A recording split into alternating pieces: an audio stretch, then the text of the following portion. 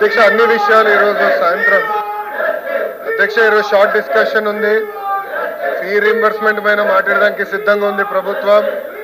ఉద్యోగాలు ఉపాధి కల్పన గురించి మాట్లాడడానికి సిద్ధంగా ఉంది. గత ప్రభుత్వం పెట్టిన 4,500 కోట్ల బకాయిల గురించి కూడా మాట్లాడడానికి మేము రెడీగా ఉన్నాం అధ్యక్ష.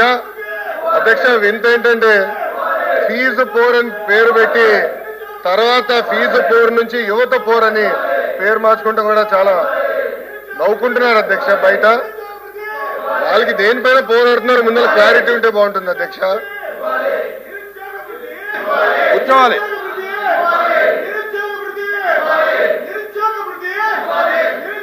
దయచేసి కూర్చోండి.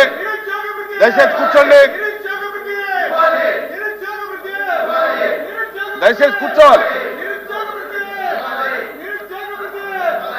నా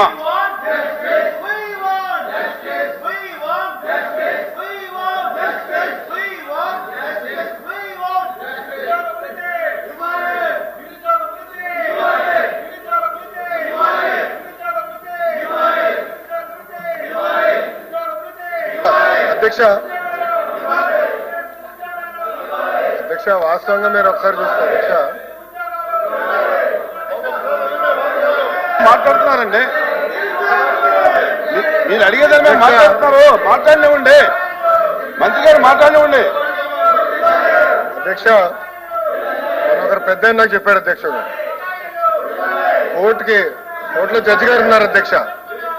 ఒక నిందితుడిని తీసుకెళ్లారు. ఆ నిందితుడు వెళ్ళి జడ్జి ముందర అని ఏడ్చాడు అధ్యక్ష.